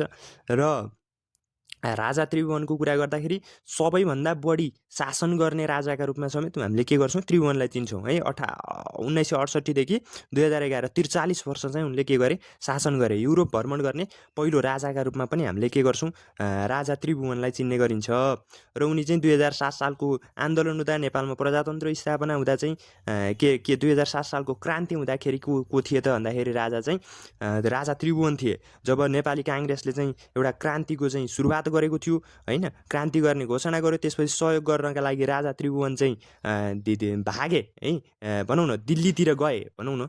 अब उनी चाहिँ भारतमा गए हैन। अनि त्यतिखेर चाहिँ ज्ञानेन्द्र जहाँ गएका थिएनन्। अनि ज्ञानेन्द्र 4 वर्षको हुँदाखेरि चाहिँ राणाहरूले चाहिँ ज्ञानेन्द्रलाई नै ल्याएर राजगद्दीमा बसाएका थिए भन्ने कुराहरू छ। त्यसैले चाहिँ जनताको क्रान्तिलाई पनि उनले सहयोग गरेको भएर सायद होला जनताका राजा, राष्ट्रपिता भनेर चाहिँ भन्ने गरिएको छ। र त्यसपछि राजा त्रिभुवनको कुरा गरेपछि राजा महेन्द्रको कुरा गरौँ है। 11 देखि 2028सम्म उनले चाहिँ के गरे भन्दाखेरि शासन गरे राजा महेन्द्रले। र राजा महेन्द्रको पालामा के भयो त देशमा योजनाबद्ध विकासको सुरुवात भयो उसैका लागि, र फेरि उसैका लागि कृतिका लेखक को हुन् त राजा महेन्द्र हुन्। र राजा महेन्द्रको पालामा 2018मा के भयो त भन्दाखेरि चाहिँ नेपाललाई 14 अञ्चल 75 जिल्लामा के गरियो विभाजन गरियो है। र त्यसपछि 2017 सालमा के भयो त पुस 1मा पञ्चायती व्यवस्थाको घोषणा भयो। र त्यसपछि महेन्द्र राजमार्गको शिलान्यास पनि कसको पालामा भएको? राजा महेन्द्रको पालामै भएको थियो है। 18 कि 19 म ठ्याक्कै कन्फ्युज भएको छु, तपाईँहरूले यसलाई चाहिँ हेर्नु होला। त्यसपछि चाहिँ राजा महेन्द्रले के गरे त भन्दाखेरि 2028 सालसम्म शासन गरे, 11बाट 28सम्म के गरे शासन गरे। शासन गरेपछि हामी कहाँ जान्छौँ त भन्दाखेरि वीरेन्द्रको पालामा जान्छौँ। राजा वीरेन्द्र 2028 देखि 2058सम्म शासन गरेका थिए उनले, 30 वर्ष शासन गरे। नेपाललाई चाहिँ शान्ति क्षेत्र चाहिँ प्रस्ताव घोषणा शान्ति क्षेत्र घोषणा गरियोस् भनेर चाहिँ प्रस्ताव गर्ने राजा को हुन् त भन्दाखेरि राजा चाहिँ को हुन् त भन्दाखेरि चाहिँ वीरेन्द्र हुन् है। र राजा वीरेन्द्रले चाहिँ 30 वर्ष शासन गरे। उनको पालामा चाहिँ 2037 वैशाख 20 गते के भएको थियो? जनमत सङ्ग्रह भएको थियो है। र 2046 फागुन 7मा के भयो त भन्दा फागुन 7 देखि के भयो त भन्दाखेरि दोस्रो जनआन्दोलन पनि सुरु भयो है। र चैत 26 गते के भएको थियो? उनको पालामै प्रजातन्त्रको पुनर्स्थापना भएको थियो भन्ने कुराहरू पनि हामीले चाहिँ सम्झिनु पर्यो। यसका कुराहरू चाहिँ हामी अलि पछि पनि गरौँला है। र त्यसपछि राजा वीरेन्द्रको चाहिँ 2058 जेठ 19 गते राजा वीरेन्द्रको वंशनाश हुने गरी दरबार हत्याकाण्ड भयो। र उनको के भयो त भन्दा निधन भयो। र उनको के भयो त शासन अवधि पनि त्यहीमा सकियो। र त्यसपछि चाहिँ राजा दिपेन्द्र सबभन्दा छोटो समयमा शासन गर्ने राजा भनेर चिनिन्छ। जम्मा 54 घण्टा 30 मिनट शासन गरे भनिन्छ। र उनी चाहिँ के भयो? अचेत अवस्था हुँदाखेरि नै शासन गरेका थिए भनेर भनिन्छ। र 54 घण्टा 30 मिनट पछि चाहिँ उनको के भयो त मृत्यु भइसके पश्चात चाहिँ के भयो त भन्दा राजा दिपेन्द्रले चाहिँ के भयो त भन्दाखेरि दिपेन्द्रको पनि के भयो त शासन अवधि सकियो है। उनी चाहिँ अचेत अवस्थामा नै शासन गरेका थिए भन्ने गरिन्छ। त्यसपछि आउँछन् राजा ज्ञानेन्द्र। राजा शाहवंशीय अन्तिम राजा ज्ञानेन्द्रले 58 देखि 65सम्म के गरे? शासन गरे। र उनले चाहिँ के भयो त उनको पालामा उनी चाहिँ दुई पटक राजा हुने है। दुई पटक राजा हुने चाहिँ नेपालको राजा अगाडि नै मैले भने जुन त्रिभुवन चाहिँ विदेश सपरिवार दिल्ली जाँदाखेरि चाहिँ उनी चाहिँ थिए। उनी चाहिँ अनि त्यसपछि उनलाई नै राजा बनाइदिएका थिए केही समयलाई भन्ने कुराहरू मैले अगाडि नै गरेका थिएँ। त्यो भएर चाहिँ राजा ज्ञानेन्द्र दुई पटक राजा हुने राजा पनि हुन्, शाहवंशीय अन्तिम राजा पनि हुन्। र 2061 साल माघ 19 गते उनले सम्पूर्ण शासन सत्ता चाहिँ के गरे त भन्दाखेरि आफ्नो हातमा लिए। र त्यसपछि के भयो त भन्दाखेरि एकदम माओवादीले पहिल्यैबाट आन्दोलन गरेका थियो। अनि त्यसपछि चाहिँ अब दलको सम्पूर्ण शासन सत्ता होइन संसद विघटन गरेर चाहिँ आफ्नो सत्तामा ल्याएपछि अरू दल पनि के भयो त भन्दाखेरि सशङ्कित भए। र त्यही सशङ्कित भएर चाहिँ के भएको भन्दाखेरि चाहिँ दोस्रो जनआन्दोलन माओवादी र अरू 7 दल होला सायद, उनीहरू मिलेर चाहिँ के भयो त भन्दाखेरि दिल्लीमा 12 बुझे सम्झौता भयो 2062 साल मङ्सिर 7 गते। अनि त्यसपछि चाहिँ के भयो त भन्दाखेरि चाहिँ 2062 को चैत 24 देखि 2063 को वैशाख 11सम्म चाहिँ के भयो त भन्दाखेरि दोस्रो जनआन्दोलन भयो। र त्यसपछि चाहिँ के भयो त भन्दा वैशाख 11 गते राजाले सम्बोधन गरेर के भने, म जनताको नासो चाहिँ जनतालाई नै फिर्ता गरेँ भनेर चाहिँ जुन भनेका कुराहरू अहिले नि तपाईँले सुनिरहनु भएको हुनसक्छ विभिन्न ठाउँमा। र के भयो त भन्दाखेरि उनले चाहिँ त्यसरी चाहिँ शासन गरे। र 2065 जेठ 15मा गणतन्त्र घोषणा भएपछि चाहिँ उनले चाहिँ के भयो त भन्दा नारायण हिटी छोडे है। र चाहिँ नारायण हिटी एउटा चाहिँ सहर्ष रूपमा चाहिँ उनले छोडेको चाहिँ हामीले चाहिँ पाउँछौँ। र यसरी चाहिँ हामीले के गर्छौँ? राजाहरू शाहवंशीय राजाहरूको बारेमा सामान्य जानकारीहरू यसमा चाहिँ हामीले के गर्यौँ त भन्दा बुझ्यौँ। अब फेरि हामी एकचोटि राणाकालीन समयतिर फर्क्यौँ साथीहरू है। राणाकालको बारेमा थोरै कुरा गरौँ है। ल जङ्गबहादुर राणाको बारेमा कुरा गरौँ। हामी नेपालको चाहिँ राणाकालीन पहिलो प्रधानमन्त्री हुन् जङ्गबहादुर राणा। र जङ्गबहादुर राणा 29 वर्षकै उमेरमा प्रधानमन्त्री भएका थिए। सबभन्दा कम उमेरमा प्रधानमन्त्री हुने चाहिँ नेपालको प्रधानमन्त्री हुन् जङ्गबहादुर राणा। वीरनरसिंह कुँवर है, उनको चाहिँ वास्तविक नाम वीरनरसिंह कुँवर थियो। उनको बुबाको नाम चाहिँ बालनरसिंह कुँवर थियो। र उनले चाहिँ युरोप भ्रमण गर्ने चाहिँ उनी के हुन् त भन्दाखेरि पहिलो व्यक्ति पनि हुन्। 1906 देखि 7सम्म युरोप भ्रमण गरे 1 वर्ष 29 दिन। र उनले 1 वर्ष 29 दिन युरोप भ्रमण गरिसके पश्चात चाहिँ के भयो त भन्दाखेरि युरोप भ्रमण गरे र नेपालमा आएपछि उनले चाहिँ गिद्धे प्रेसको सुरुवात गरे। त्यसपछि 1910मा आएर चाहिँ मुलुकेन जारी गरे। र उनले चाहिँ 16 वर्षभन्दा मुनिका महिलाहरू र 5 वर्ष भन्दा मुनिका छोराछोरी भएका महिलाहरू चाहिँ सती जान नपर्ने होइन, यस्ता कुराहरू चाहिँ उनले प्रचलनमा ल्याए र उनको पालामा चाहिँ उनले चाहिँ बालकलाई खोप लगाउने चलनको सुरुवात गरेदेखि लिएर उनले चाहिँ 1917मा है विक्रम सम्वत 1917मा चाहिँ बाँके, बर्दिया, कैलाली र कञ्चनपुर चाहिँ के भयो त भन्दाखेरि चाहिँ ब्रिटिस सरकारले चाहिँ फिर्ता दिएको थियो सन् 1857तिर है। सन् 1857मा चाहिँ भारतमा भएको सैनिक विद्रोहलाई दबाउनका लागि के भयो त भन्दा नेपाली सेना पठाएपछि चाहिँ अङ्ग्रेज सरकार खुसी भएर के गर्यो त भन्दा बाँके, बर्दिया, कैलाली, कञ्चनपुर चाहिँ फिर्ता गर्यो। सन् 1860 विक्रम सम्वत 1917मा उनकै पालामा के भयो त भन्दाखेरि चाहिँ फिर्ता भएको थियो भनेर हामीले यहाँनिर सम्झिनुपर्ने हुन्छ। ल अब त्यो बाँके, बर्दिया, कैलाली, कञ्चनपुरलाई हामीले के भन्छौँ, नयाँ नेपाल भनेर पनि बुझ्ने गरेका छौँ। 1860देखि 1917सम्म चाहिँ के भयो भन्दा 1860 सन् 1917मा के भयो त यो फिर्ता आएको थियो र उनले चाहिँ एग्नेट प्रथाको सुरुवात गरेका थिए। अब यो एग्नेट प्रथा भनेको के हो भने छोराहरू जस्तो राजाहरूमा चाहिँ के हुन्थ्यो भन्दाखेरि पछि राजाको हुन्थ्यो भन्दा छोरो हुन्थ्यो, छोरो है। जस्तो म राजा भएँ भने मेरो छोरो चाहिँ राजा हुने चाहिँ व्यवस्था थियो। तर यो चाहिँ के भयो त भन्दा अग्नेट प्रथा भनेको चाहिँ भाइहरूमा सर्ने है, राजाहरूको रोल क्रम पहिला भाइमा जाने अनि बल्ल चाहिँ केमा जाने, छोराहरूमा जाने जुन यो एउटा चाहिँ प्रथा छ त्यसलाई चाहिँ हामी के भन्छौँ, एग्नेट प्रथा भनेर भन्छौँ। त्यो एग्नेट प्रथाको सुरुवात गर्ने काम चाहिँ कसले गरे भन्दाखेरि जङ्गबहादुर राणाले गरेका थिए। त्यसै गरी मैले भनिनँ होला सायद है, 1910 असोज 27 गते दरबार हाई स्कुलको स्थापना गरे र दरबार हाई स्कुलको स्थापना गरेर चाहिँ एउटा चाहिँ सबैलाई पढ्न त पाइन्थेन, तर पनि के गरे एउटा स्कुलको स्थापना गरेर आफ्ना राणाहरूका सन्तानहरूलाई पढ्नका लागि भए पनि के गरे एउटा स्कुलको स्थापना गरे। र अङ्ग्रेजी शिक्षाको सुरुवात चाहिँ कसले गरे त भन्दा जङ्गबहादुर राणाले गरे है। राणाहरूका छोराछोरीलाई अध्ययन गर्न जुन बेलायतबाट गएपछि चाहिँ एउटा प्रभावित भएर उहाँको, अनि त्यसपछि चाहिँ के गरे त भन्दाखेरि अङ्ग्रेजी शिक्षाको चाहिँ के गरे, सुरुवात गरे भनेर सम्झिनु पर्यो। अरू कुराहरू छोड, आफ्ना छोराछोरीलाई अङ्ग्रेजी पढाऊ भन्ने चाहिँ व्यक्तिको हुन्छ भन्दाखेरि जङ्गबहादुर राणा हुन् भनेर हामीले यी कुराहरू चाहिँ यहाँनिर सम्झ्यौँ। अनि अर्को एउटा भनाइ छ, जङ्गबहादुर मेरो मृत्युसँगै सती जानेछ भनेर भन्ने चाहिँ को हुन्छ भन्दा लखन थापा हुन् है। लखन थापाले के भने भन्दाखेरि जङ्गबहादुर मेरो मृत्युसँगै सती जानेछ भनेर भन्ने लखन थापा हुन्। लखन थापालाई हामीले के भन्छौँ, नेपालको पहिलो शहीद भनेर पनि भन्छौँ। यसरी 1903देखि 1933सम्म कसले शासन गरे त भन्दाखेरि जङ्गबहादुर राणाले शासन गरेका थिए र उनको पालामा चाहिँ केही सुधारका काम पनि भएको थियो है।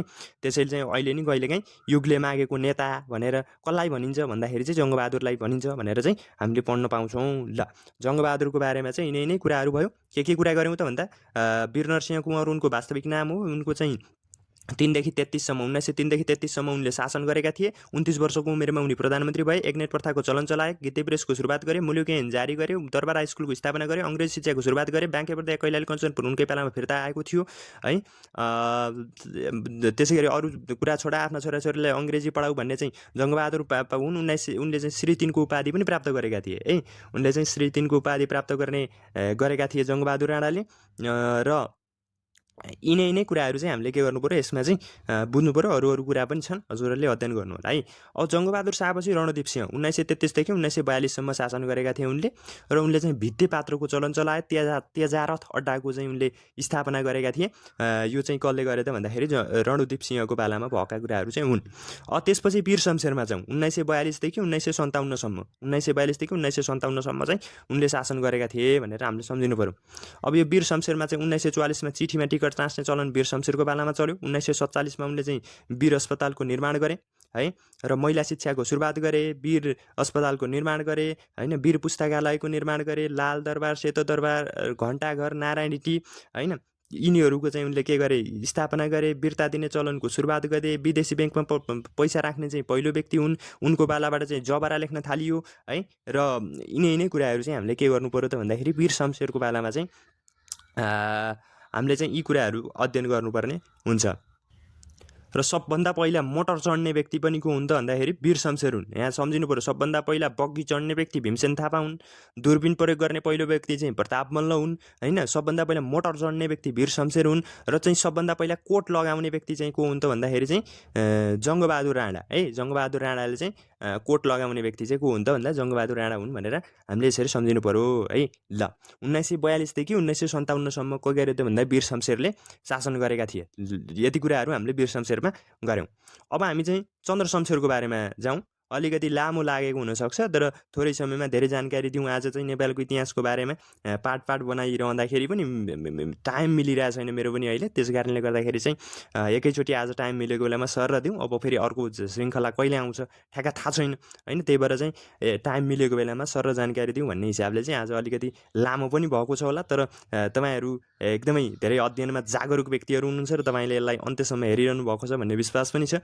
र मैले सरसर्ती भनिरहेको छु, कुनै नोट हेरेर या केही पढेर भन्दा पनि आफूलाई चाहिँ याद भएको कुराहरू तपाईँलाई कसरी सेयर गरिरहेको छु, कसरी हुन्छ अलिकति सेयर गर्ने प्रयत्न गरिरहेको छु। त्यसैले कतै कतै त्यस्ता सानातिना कमी कमजोरीहरू भएका रहेछन् भने तपाईँले चाहिँ कमेन्ट बक्समा पनि मलाई जानकारी गराउनु भयो भने तपाईँसँग म एकदमै आभारी हुने थिएँ। र तपाईँहरूको साथ र सहयोगका लागि धन्यवाद छ। र भिडियोलाई लाइक, कमेन्ट, सेयर र पेजलाई चाहिँ फलो गर्न चाहिँ सक्नुहुनेछ। र यो विनम्र एउटा निवेदन पनि गर्न चाहेँ, र तपाईँहरूको साथ मेरो लागि उत्प्रेरणा हुन्छ। र अब हामी चाहिँ देव शमशेरको बारेमा कुरा गर्छौँ। 1957 देखि 1958सम्म 114 दिन मात्रै शासन गरेका थिए, र सबभन्दा छोटो समय शासन गर्ने राणा प्रधानमन्त्री को हुन् भन्दाखेरि देव शमशेर हुन्। र देव शमशेरले 1958 साल वैशाख 24 गते देव शमशेरको पालामा के भयो त भन्दाखेरि गोर्खापत्रको प्रकाशन प्रारम्भ भएको थियो, र गोर्खापत्रको प्रकाशन प्रारम्भ देव शमशेरको पालामा भयो। उनले चाहिँ विभिन्न भाषा पाठशालाहरू स्थापना गरे, र देव शमशेरको पालामा चाहिँ समय थाहा पाउन दिउँसो 12 बजे चाहिँ तोप पड्काउने चलनको सुरुवात पनि देव शमशेरले गरे। त्यसै गरी कार्यालय समय 10 देखि 5 गराउने व्यवस्था पनि कसले गरे त भन्दाखेरि देव शमशेरले गरेका थिए भन्ने कुराहरू हामीले यहाँनिर बुझ्नुपर्छ। अनि अर्को महत्त्वपूर्ण कुरा, धनकुटे महाराज है। धनकुटे महाराज भनेर चाहिँ कसलाई चिनिन्छ? देव शमशेरलाई चिनिन्छ। देव शमशेर चाहिँ पच्युत भइसकेपछि धनकुटा गएर बसेको हुनाले उनलाई के भनिन्छ? धनकुटे महाराज भनेर पनि चिन्ने गरिएको छ भन्ने कुराहरू हामीले यहाँनिर देव शमशेरको बारेमा गऱ्यौँ। ल अब देव शमशेरको बारेमा यति कुरा गरौँ, त्यसपछि हामी जाउँ चन्द्र शमशेरको बारेमा है। चन्द्र शमशेर भनेको 1958 देखि 1986सम्म शासन गरेका थिए। फिस्टे महाराज, धूर्त प्रधानमन्त्री भनेर चाहिँ चन्द्र शमशेरलाई चिन्ने गरिन्छ। घरको बाघ वनको स्याल भनेर पनि के गरिन्छ त भन्दाखेरि चन्द्र शमशेरलाई चिन्ने गरिन्छ। र चन्द्र शमशेरको कुरा गरिरहँदाखेरि चाहिँ प्रथम विश्वयुद्ध हुँदा नेपालका प्रधानमन्त्री को थिए भन्यो भने त्यो पनि को हुन् त? चन्द्र शमशेर हुन्। वैशाख 1 लाई नयाँ वर्षको रूपमा मनाउन थालिएको थियो 1961। कसको पालामा? चन्द्र शमशेरको पालामा। ठिक छ। ल 1968मा चाहिँ के भयो त भन्दा नेपालमा जनगणनाको सुरुवात भयो चन्द्र शमशेरको पालामा है। र चन्द्र शमशेरको पालामा पहिलोचोटि जनगणना हुँदा नेपालको जनसङ्ख्या कति थियो त भन्नुहुन्छ भने 56,38,749 रहेको थियो। 56,38,749 पहिलो जनगणनामा चाहिँ पहिलो जनगणनामा नेपालको जनसङ्ख्या थियो भनेर हामीले कुरा गर्छौँ। र 1968मा के भयो त भन्दा 500 किलोवाटको फर्पिङ जलविद्युत आयोजना को स्थापना भयो। त्यसलाई सुरुमा चाहिँ चन्द्रज्योति भनेर भन्ने गरिएको थियो है। 1969मा गोर्खा भाषा प्रकाशिनी समितिको के गरे? उनले स्थापना गरे। 1975मा गएर त्रिचन्द्र कलेजको स्थापना गरे। 1977मा चाहिँ के भयो त भन्दाखेरि सती प्रथाको बारेमा के भयो त भन्दा अन्त्य गरियो। अब म थोरै तपाईँलाई सती प्रथाको बारेमा पनि केही कुरा भन्छु। जस्तो आफ्नो श्रीमानको मृत्यु भए पश्चात श्रीमान पनि के गरिन्छ? जिउँदै गएर चितामा गएर जल्नुपर्ने जुन एउटा कुप्रथा, अमानवीय प्रथा, क्रूर प्रथा समाजमा रहेको चाहिँ एउटा के भन्ने, अब त्यसलाई त्यसलाई वर्णन गर्ने शब्द समेत मलाई आएन। त्यस्तो क्रूर र अमानवीय, दया नभएको एउटा चाहिँ निर्दयी खालको चाहिँ एउटा जुन प्रथा थियो, त्यो प्रथालाई चाहिँ हामीले के भनिन्थ्यो त भन्दाखेरि सती प्रथा भनेर भनिन्थ्यो। र मानदेवले चाहिँ आफ्नी आमालाई सती जान रोकेका थिए भन्ने गरिन्छ है। र जङ्गबहादुर राणाको पालामा अगाडि नै मैले भने 16 वर्षभन्दा मुनिका महिलाहरू र 5 वर्षभन्दा मुनिका सन्तानहरू भएका महिलाहरूले चाहिँ सती जान नपर्ने भनेर एउटा व्यवस्था चाहिँ जङ्गबहादुरको पालामा भएको थियो है। र त्यो जङ्गबहादुरको पालामा त्यो व्यवस्था भएको थियो भने यसलाई पूर्ण रूपमा अन्त्य गर्ने काम चाहिँ कसले गरे त भन्नुहुन्छ भने चन्द्र शमशेरले गरेका थिए। 1977 साल असाढ 25 गते के भयो त भन्दा चन्द्र शमशेरले यो सती प्रथाको चाहिँ विधिवत रूपमा के गरे, अन्त्य गरेका थिए भनेर हामीले कुरा गर्नु पर्यो। त्यसपछि चाहिँ दास प्रथाको बारेमा हामीले कुरा गऱ्यौँ होइन। दास प्रथा उसकैमा गएर चाहिँ दास भएर काम गर्नुपर्ने होइन। एउटा चाहिँ मान्छेलाई किनबेच गर्ने हिसाबले चाहिँ त्यो उसकोमा गएर आफ्नो बुबाले काम गरिरहेछ भने छोरो पनि त्यहीँ गएर काम गर्ने एउटा चाहिँ के थियो भन्दा दास भएर बस्ने होइन। त्यही कुनै साउ महाजनकोमा अथवा कसैकोमा गएर दास भएर बसेर काम गर्नुपर्ने जुन प्रथा थियो त्यो पनि 1981 वैशाख 1 गते के गर्यो थियो भन्दाखेरि चाहिँ हटाए है। त्यो दासहरू प्रथालाई पनि हटाउने काम चाहिँ कसले गरे, चन्द्र शमशेरले गरेका थिए भन्ने कुराहरू चाहिँ यहाँनिर हामीले कुरा गर्नुपर्ने हुन्छ ल। र त्यसका अतिरिक्त उनले थुप्रै अरू काम पनि गरेका छन् है। जस्तो टोपीमा ब्याज लगाउने चलनको सुरुवात गरे, सिंहदरबारको चाहिँ निर्माण गरे, म्याट्रिक पास गर्ने पहिलो प्रधानमन्त्री हुन् होइन। 1990 मा एसएलसी सुरुवात भइसकेपछि चाहिँ म्याट्रिक पास गर्ने पहिलो प्रधानमन्त्री को थिए भन्दाखेरि चन्द्र शमशेरै थिए है। त्यसपछि चाहिँ राणाहरूलाई ए, बी र सी क्लासमा विभाजन गरेका थिए चन्द्र शमशेरले। खड्क निशान छापको चाहिँ सुरुवात गरेका थिए। यसरी चाहिँ चन्द्र शमशेरको बारेमा हामीले चाहिँ केही महत्त्वपूर्ण कुराहरू हामीले यहाँनिर गर्न सक्छौँ ल। चन्द्र शमशेरको बारेमा यति कुरा गरौँ। 1958 देखि 86 सम्म शासन गरेका चन्द्र शमशेरको बारेमा तपाईँले केही कुरा याद गर्नुभयो होला है ल। अब हामी भीम शमशेरको बारेमा जाउँ है त।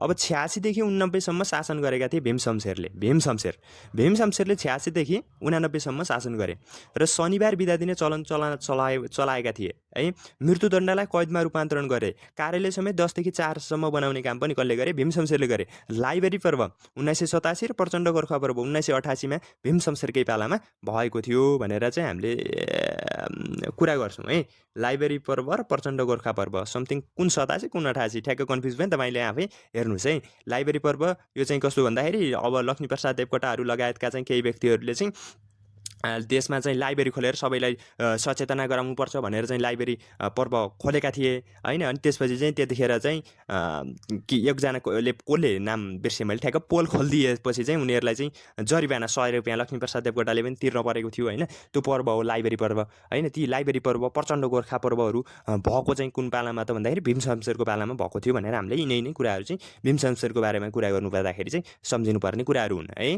ल। अब यो कुराहरू चाहिँ ल मकै पर्व पनि चन्द्र शमशेरको पालामा भएको थियो। अगाडि भन्न बिर्सिएछ सुब्बा कृष्णलाल अधिकारीले चाहिँ मकैको खेती पुस्तक लेखेका थिए। अनि त्यसपछि चाहिँ त्यो मकैको खेती पुस्तकमा चाहिँ राणा प्रधानमन्त्री चन्द्र शमशेरलाई मन नपरेपछि चाहिँ त्यो मकैको खेती पुस्तक बाट चाहिँ के भयो त भन्दा उनलाई चाहिँ कृष्णलाल अधिकारीलाई जेल चलान गरिएको यो विभिन्न छन् त्यहाँ। अहिले धेरै लामो हुन्छ भन्दा ती कुराहरू चाहिँ के थियो भन्दाखेरि मकै पर्व पनि यही मकैको खेती नामक पुस्तकबाट भएको थियो। त्यो मकै पर्व भनिन्छ। त्यो कृष्णलाल अधिकारीलाई चाहिँ जेल चलान गरिएको कुरा जुन चाहिँ के भएको त भन्दाखेरि चाहिँ त्यो पर्वलाई चाहिँ त्यो मकै पर्व पनि कसको पालामा भयो त भन्दा चन्द्र शमशेरको पालामा भएको थियो भन्ने कुराहरू छ है ल। अब भीम शमशेर पछि चाहिँ हामी कहाँ जाउँ त भन्दा जुद्ध शमशेरको पालामा जाउँ। जुद्ध शमशेरले 1989 देखि 2002 सम्म शासन गरेका थिए र जुद्ध शमशेरको पालामा चाहिँ एसएलसी बोर्डको स्थापना 1990 कार्तिक 23 गते एसएलसी बोर्डको स्थापना भयो।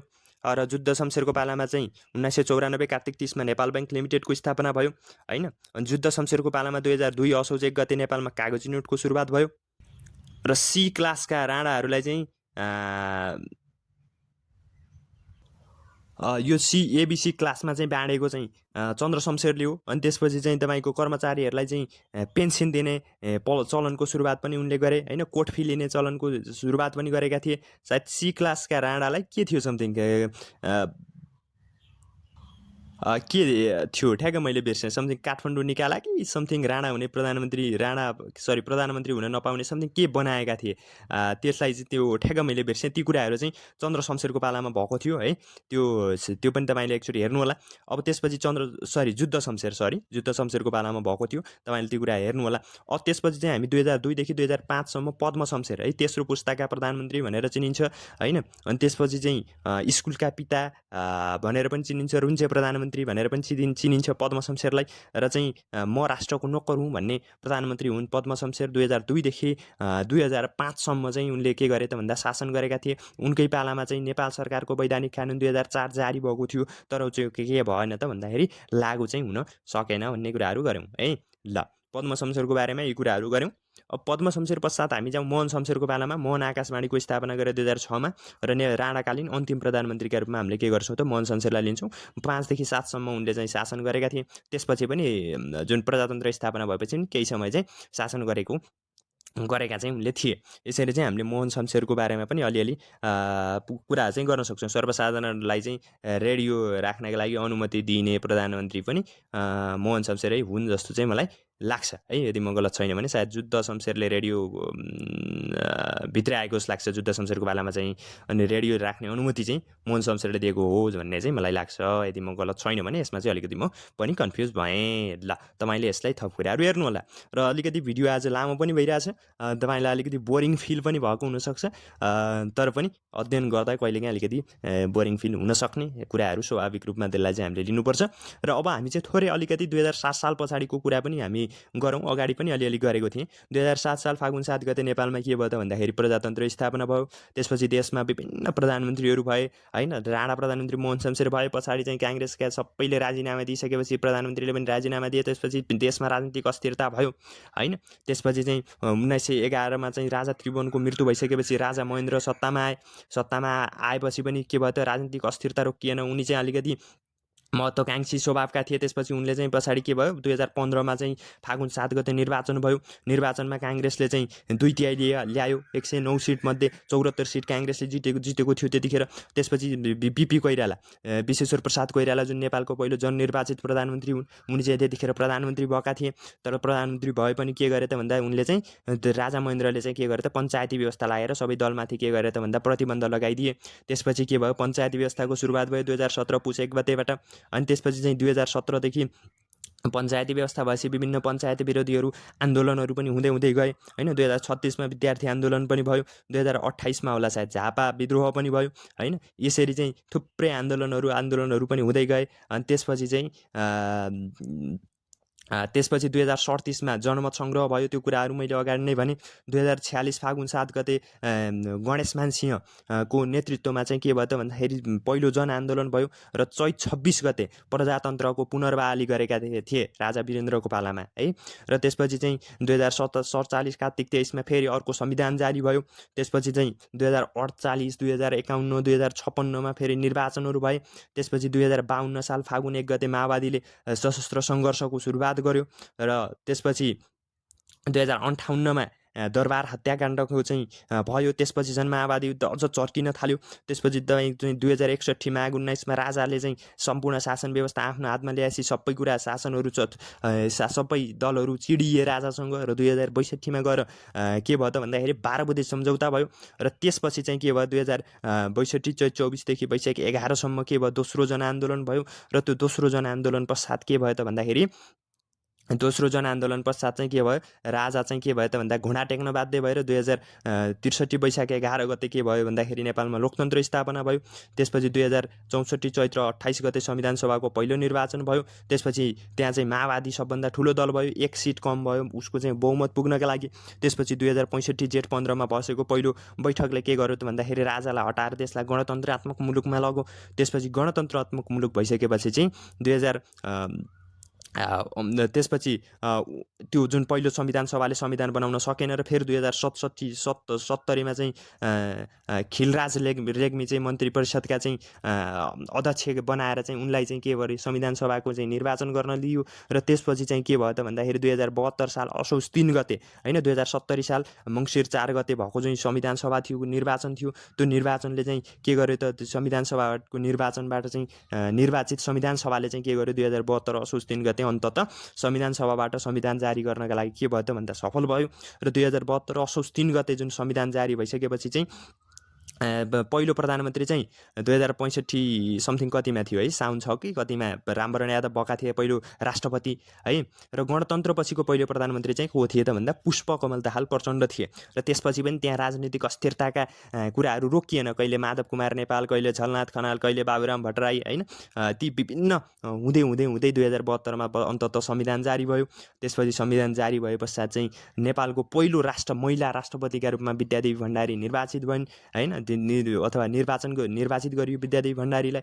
त्यसपछि चाहिँ त्यसपछि 2074मा गएर फेरि त्यो 2072को संविधानअनुसार सङ्घ प्रदेश र स्थानीय तहको निर्वाचन भयो। त्यसपछि 2079मा फेरि निर्वाचन भयो है। अनि त्यसपछि चाहिँ 2077मा चाहिँ फेरि 2077 पौष 5 गते तत्कालीन प्रधानमन्त्री केपी शर्मा ओलीले चाहिँ संसद विघटन गरे होइन। त्यसपछि फागुन 11 गते त्यो संसद बिउजियो। फेरि अर्कोचोटि पनि संसद सायद जेठ 8 गते जस्तो लाग्छ है, म गलत छैन भने, त्यतिखेर संसद विघटन भयो। र फेरि असार 29 गते चाहिँ के भयो त भन्दाखेरि सर्वोच्च अदालतको परमादेशले चाहिँ के भयो त संसद चाहिँ बिउतियो। र यसरी चाहिँ देशमा विभिन्न घटनाक्रमहरू हुँदै हुँदै हुँदै हुँदै हुँदै 2082 आएको छ। 2082 भाद्र 23 र 24मा चाहिँ जेएनजी आन्दोलन भयो। फेरि जेएनजी आन्दोलनले देशलाई फेरि अर्को नयाँ अहिले चाहिँ निर्वाचनमा लगेको, जुन 84मा हुनुपर्ने निर्वाचन फागुन 21मा भयो। र फागुन 21मा निर्वाचन भइसकेपछि अहिले चाहिँ राष्ट्रिय स्वतन्त्र पार्टीले चाहिँ के गरेको छ, झन्डै दुई तिहाईको है, दुई तिहाई होइन झन्डै दुई तिहाईको